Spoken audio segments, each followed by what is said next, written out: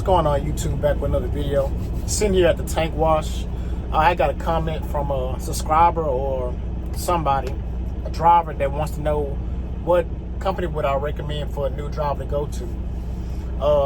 It all depends on your personality. If you're lazy, just go to drive-in. You know what I'm saying? Like, you can go find anywhere. But if you plan on trying to go further and try to make as much money as possible and waste the least amount of time possible, I'll recommend going to go learn flatbed. I'll recommend going to ATS, even though I've never been there. Reason why I recommend ATS because they hire new drivers. I'll start flatbed and move up because they have different tiers. When I did research on trying to go oversized, but I had got so far into my trucking career that I didn't want to start over again from flatbed when I wanted to go straight to step deck.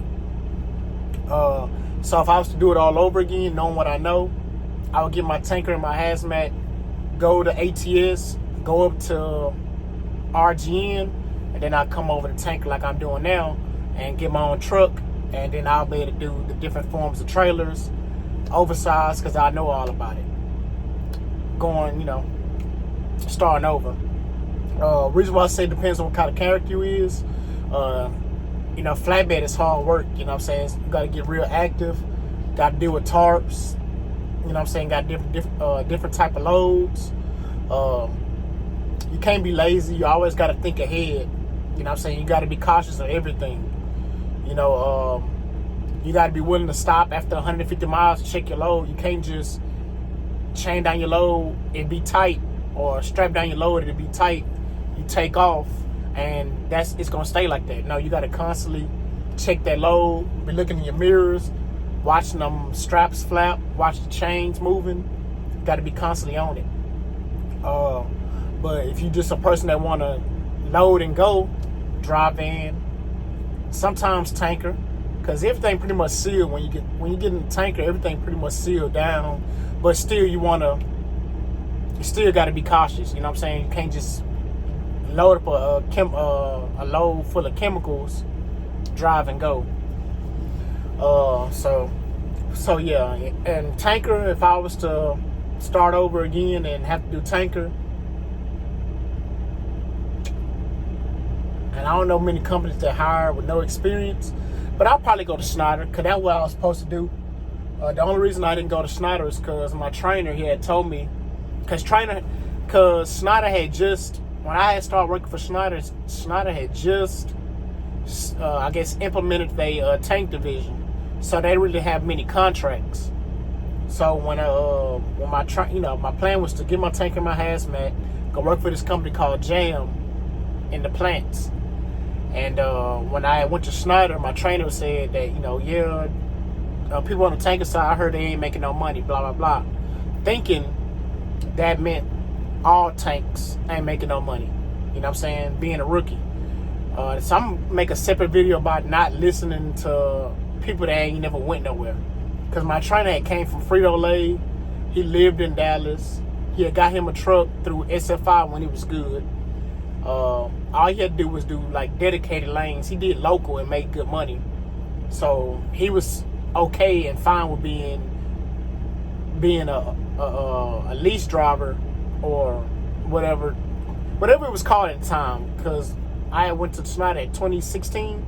So whatever it was, he was leasing or whatever he was doing, he was fine with doing that, and he was making good money. So of course he was going to talk down on tanker when he found us doing whatever he was doing. So that messed my mind up for 10 years, thinking tanker ain't making no money. Well, I never really thought, I didn't think that. It was like, it wasn't no point in doing it. So it slowed me down from getting my tanker and my hazmat when it was way easier. It was way cheaper to get my hazmat in 2016 versus when I did get it 2 years ago. I ended up having to pay $250 for some class that I heard that a truck driver made. So you pay $250 when it only costs X amount of dollars, and you got to submit that to the DPS office before you can take your hazmat. But versus back then, you just paid $50 and got your hazmat. So yeah, I would go with Schneider, do that for like 6 months, and come over, and go over to QC, because I heard some people say they hire anybody. I'll go to QC, Heniff, KAG, Andrews Logistic. I heard they be home every weekend.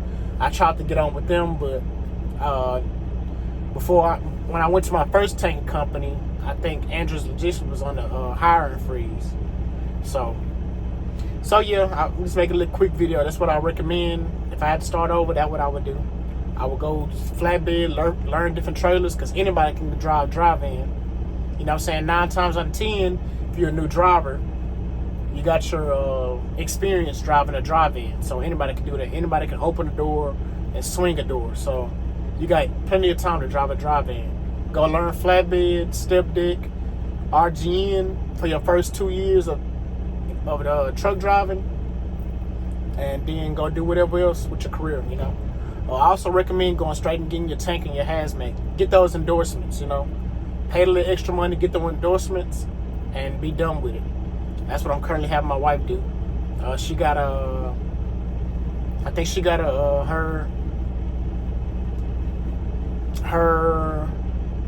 she got to go back to the DPS office on July 2nd or something like that, July 3rd, to go get her doubles and triples and tanker and her hazmat, and she'll be good to go. You know what I'm saying? She ain't got a driving experience yet, but she ain't got a call today. So hopefully, fingers crossed, that goes good before she go ahead and start getting some experience. And if I can start implementing my plans. If you're an experienced driver, comment down below. Is that a good plan? You know what I'm saying? To go learn different trailers. You know what I'm saying? Because, yeah. Comment down below what y'all recommend. So, yeah. Thanks for watching.